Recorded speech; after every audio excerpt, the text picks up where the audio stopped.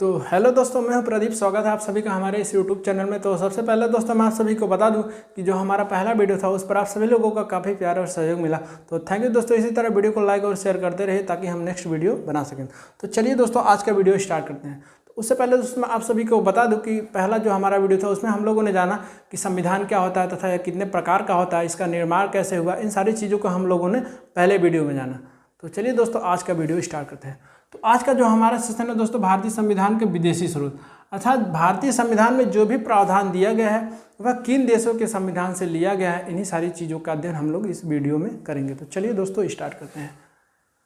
पहला है दोस्तों भारत शासन अधिनियम 1935।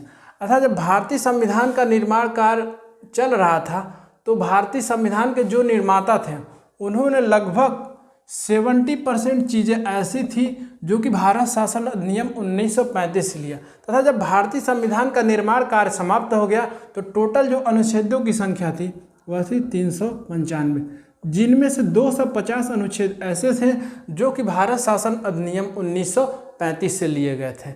यही कारण है कि भारत शासन अधिनियम 1935 को लघु संविधान का दर्जा दिया जाता है। और भारत शासन कारक ऐसे हैं जो कि भारतीय संविधान को उधार का थैला कहते हैं। तो चलिए दोस्तों देखते हैं। अगला है न्यायपालिका। तो न्यायपालिका के संबंध में यदि दोस्तों बात करें तो पालिका की व्यवस्था दी गई है, आप सबको पता है। इसको हम लोग इस प्रकार जान सकते हैं: सुप्रीम कोर्ट, हाई कोर्ट तथा डिस्ट्रिक्ट कोर्ट। इस प्रकार हम लोग न्यायपालिका की संरचना को देख सकते हैं। तो भारत में जो न्यायपालिका की संरचना है वो भी भारत शासन अधिनियम 1935 से ली गई है। अगला है दोस्तों कैग। कैग अर्थात नियंत्रक महालेखा परीक्षक। तो भारत में जो कैग का पद है वह भी भारत शासन अधिनियम 1935 से लिया गया है। तो भारत में जो कैग का पद है दोस्तों, इसको हम लोग 148 से लेकर 151 में, आर्टिकल 148 से लेकर 151 में हम लोग इसको पढ़ते हैं। तो भारत में जो कैग का पद है वह भी भारत शासन अधिनियम 1935 से लिया गया। अगला है दोस्तों लोक सेवा आयोग। लोक सेवा आयोग अर्थात यूपीएससी के थ्रू एग्जाम्स कराए जाते हैं। अब उन्हीं के माध्यम से आईएएस, आईपीएस, आईएफएस इन सारे पोस्ट का सिलेक्शन होता है, जैसे कि आप सभी को पता है। वो भी भारत शासन अधिनियम 1935 से लिया गया है। अगला है दोस्तों ब्रिटेन। तो आइए जानते हैं ब्रिटेन के संविधान से क्या क्या चीज़ें ली गई है, उसको हम लोग क्लियर करेंगे। तो पहला है दोस्तों एकल नागरिकता। अर्थात नागरिकता के संबंध में यदि बात करें तो भाग 2, भारतीय संविधान के भाग 2 तथा आर्टिकल 5 से लेकर 11 तक नागरिकता के संबंध में प्रावधान दिया गया है। जो नागरिकता के संबंध में यदि दोस्तों बात करें तो भारतीय लोगों को एकहरी नागरिकता प्राप्त है, जबकि अमेरिका के संबंध में यदि बात करें तो अमेरिका के लोगों को दोहरी नागरिकता प्राप्त है। क्यों? क्योंकि वहाँ का जो संविधान है प्रत्येक राज्य का अपना अलग अलग संविधान, एक तो उस राज्य के नागरिकता उनकी हो गई और दूसरी केंद्र की नागरिकता। तो इस प्रकार दोस्तों हम लोगों ने नागरिकता के संबंध में, एक देश है दोस्तों स्विट्जरलैंड। स्विट्जरलैंड के संबंध में यदि बात करें तो वहाँ के लोगों को तिहरी नागरिकता प्रदान करता है। तो वहाँ का जो राज्य है उन्हें कैंटन के नाम से जाना जाता है। एक तो उनकी केंद्र की नागरिकता हो गई, दूसरी कैंटन की नागरिकता और तीसरी म्यूनसिपैलिटी की नागरिकता। तो वहाँ का जो दोस्तों ब्रिटेन का संविधान है वहाँ के लोगों को तिहरी नागरिकता की व्यवस्था देता है। अगला है दोस्तों मंत्रिमंडल। तो मंत्रिमंडल के संबंध में यदि बात करें तो भारत में जो मंत्रिमंडल की संरचना है वह भी ब्रिटेन के संविधान से ली गई है। अब मंत्रिमंडल को हम लोग इस प्रकार समझ सकते हैं, जैसे पीएम, कैबिनेट मंत्री, राज्य मंत्री और उपमंत्री। इस प्रकार दोस्तों हम लोग मंत्रिमंडल की संरचना देख सकते हैं। अगला है दोस्तों अमेरिका। तो आइए जानते हैं अमेरिका के संविधान से क्या प्रावधान लिया गया है। तो सबसे पहला है दोस्तों संविधान की सर्वोच्चता। अर्थात भारत में संविधान की सर्वोच्चता है। यदि संविधान के द्वारा जो भी नियम कानून बनाया जाता है वह सभी नागरिकों पर लागू होता है। तो इस प्रकार हम लोग देख सकते हैं संविधान की सर्वोच्चता। अगला है दोस्तों मूल अधिकार अर्थात फंडामेंटल राइट, जो कि भाग 3 आर्टिकल 12 से लेकर 35 तक फंडामेंटल राइट के बारे में हम लोग पढ़ते हैं। तो जो मूल अधिकार का प्रावधान है वह भी अमेरिका के संविधान से लिया गया है। अगला है दोस्तों न्यायिक पुनर्विलोकन। न्यायिक पुनर्विलोकन के संबंध में यदि बात करें, यदि संसद तथा विधानमंडल कोई भी कानून बनाती है जो ऐसा यदि न्यायपालिका को लगे कि यह कानून संविधान से पता है तो उस नियम कानून को न्यायपालिका शून्य घोषित कर सकती है। तो इसका यह जो प्रक्रिया है दोस्तों न्याय पुनर्विलोकन, यह भी अमेरिका के संविधान से लिया गया। अगला है दोस्तों राष्ट्रपति पर महाभियोग। जैसा कि आप सभी को पता है कि यदि राष्ट्रपति को हटाना रहे तो उस पर महाभियोग की प्रक्रिया लाई जाती है, जो कि आर्टिकल 61 के तहत दिया गया है। तो ये भी दोस्तों अमेरिका के संविधान से लिया गया। अगला है दोस्तों ऑस्ट्रेलिया। तो आइए देखते हैं ऑस्ट्रेलिया के संविधान से क्या कहते हैं। संयुक्त अधिवेशन, यदि दोस्तों कोई भी विधेयक जो कि लोकसभा और राज्यसभा में ठीक रूप से पारित नहीं हो पा रहा है तो आर्टिकल 108 के तहत राष्ट्रपति के पास शक्ति प्राप्त है, जो कि दोनों सदनों को एक साथ बुलाकर संयुक्त अधिवेशन कर सकता है। और उस समय जो संयुक्त अधिवेशन की अध्यक्षता दोस्तों यदि कोई करता है तो वह है स्पीकर। इस पर स्पीकर अर्थात लोकसभा अध्यक्ष, जो कि वर्तमान में ओम बिरला जी हैं, इसको हम लोग समझ सकते हैं।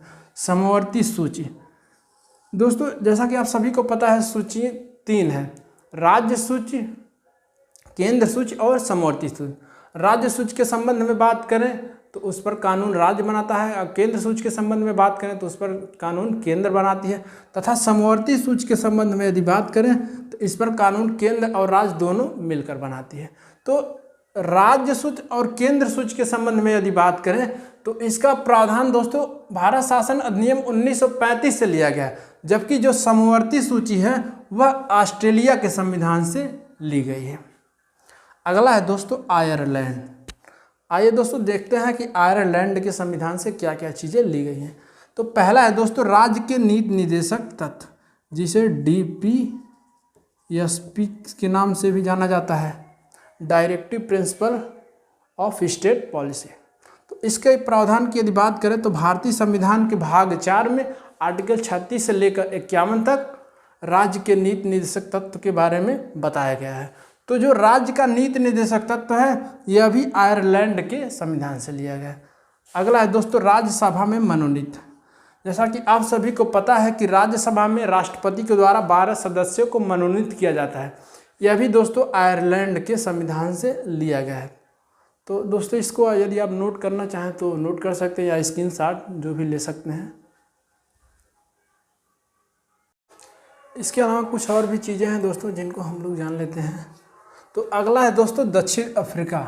तो दक्षिण अफ्रीका के संबंध में यदि बात करें, जो भारतीय संविधान में संविधान संशोधन की प्रक्रिया है वह दक्षिण अफ्रीका से ली गई है, जिन्हें हम लोग आर्टिकल 368 के तहत पढ़ते हैं। अगला है दोस्तों रूस।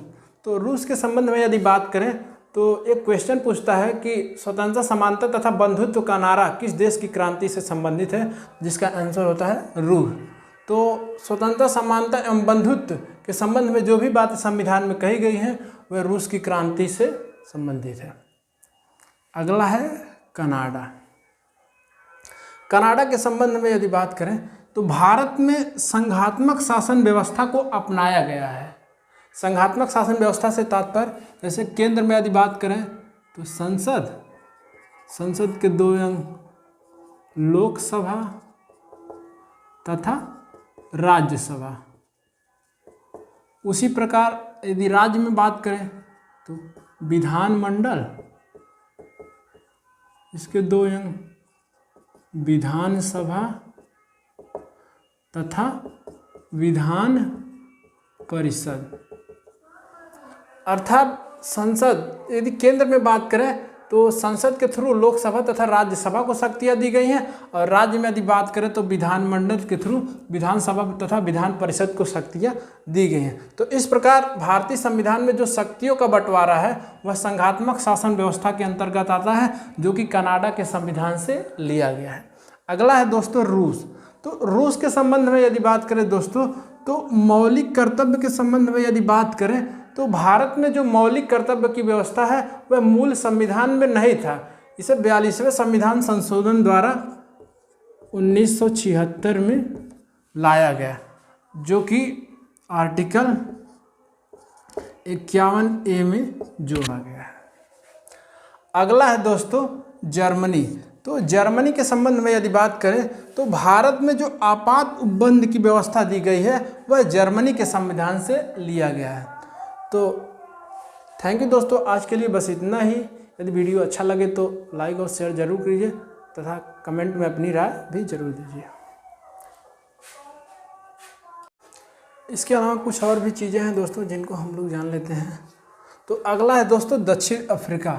तो दक्षिण अफ्रीका के संबंध में यदि बात करें, जो भारतीय संविधान में संविधान संशोधन की प्रक्रिया है वह दक्षिण अफ्रीका से ली गई है, जिन्हें हम लोग आर्टिकल 368 के तहत पढ़ते हैं। अगला है दोस्तों रूस। तो रूस के संबंध में यदि बात करें तो एक क्वेश्चन पूछता है कि स्वतंत्रता, समानता तथा बंधुत्व का नारा किस देश की क्रांति से संबंधित है, जिसका आंसर होता है रूस। तो स्वतंत्रता, समानता एवं बंधुत्व के संबंध में जो भी बात संविधान में कही गई है वह रूस की क्रांति से संबंधित है। अगला है कनाडा। कनाडा के संबंध में यदि बात करें तो भारत में संघात्मक शासन व्यवस्था को अपनाया गया है। संघात्मक शासन व्यवस्था से तात्पर्य, जैसे केंद्र में यदि बात करें तो संसद के 2 अंग, लोकसभा तथा राज्यसभा। उसी प्रकार यदि राज्य में बात करें तो विधानमंडल, इसके 2 अंग, विधानसभा तथा विधान परिषद। अर्थात संसद, यदि केंद्र में बात करें तो संसद के थ्रू लोकसभा तथा राज्यसभा को शक्तियाँ दी गई हैं, और राज्य में यदि बात करें तो विधानमंडल के थ्रू विधानसभा तथा विधान परिषद को शक्तियाँ दी गई हैं। तो इस प्रकार भारतीय संविधान में जो शक्तियों का बंटवारा है वह संघात्मक शासन व्यवस्था के अंतर्गत आता है, जो कि कनाडा के संविधान से लिया गया है। अगला है दोस्तों रूस।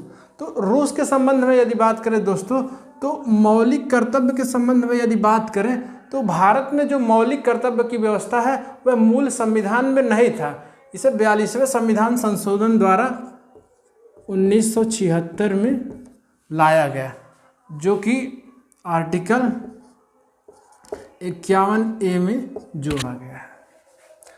अगला है दोस्तों जर्मनी। तो जर्मनी के संबंध में यदि बात करें तो भारत में जो आपात उपबंध की व्यवस्था दी गई है वह जर्मनी के संविधान से लिया गया है। तो थैंक यू दोस्तों, आज के लिए बस इतना ही। यदि वीडियो अच्छा लगे तो लाइक और शेयर जरूर कीजिए तथा कमेंट में अपनी राय भी जरूर दीजिए।